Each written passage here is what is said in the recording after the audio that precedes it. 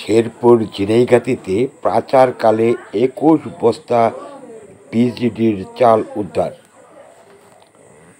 প্রতিবেদনটি তৈরি করেছেন মোহাম্মদ খুরশেদ আলম শেরপুরের ঝিনাইগাতী থেকে। শেরপুর ঝিনাইগাতীতে পাচারকালে ২১ বস্তা বিজিডি কার্ডের চাল জব্দ করেছে ঝিনাইগাতীর থানা পুলিশ।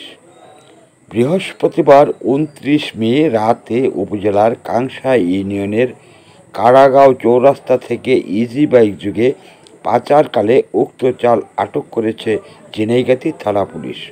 স্থানীয় সূত্রে জানা গেছে, বৃহস্পতিবার রাত ১০টার দিকে কাংশা ইউনিয়নের আয়নাপুর ইউনিয়ন পরিষদের অস্থায়ী কার্যালয় থেকে ২১ বস্তা বিজিডি কার্ডের চাল কারাগাঁও হয়ে শ্রীবর্দী উপজেলার ভায়াডাঙ্গা বাজারের উদ্দেশ্যে পাচার করছিল।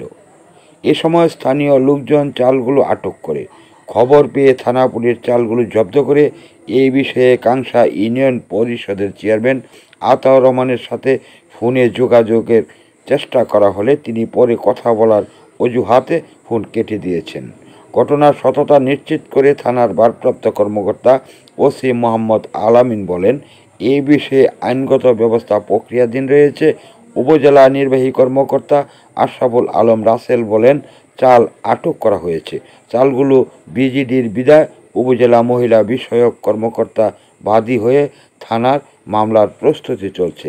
খবর নিউজ অব 69, মোহাম্মদ খুরশেদ আলম, শেরপুর।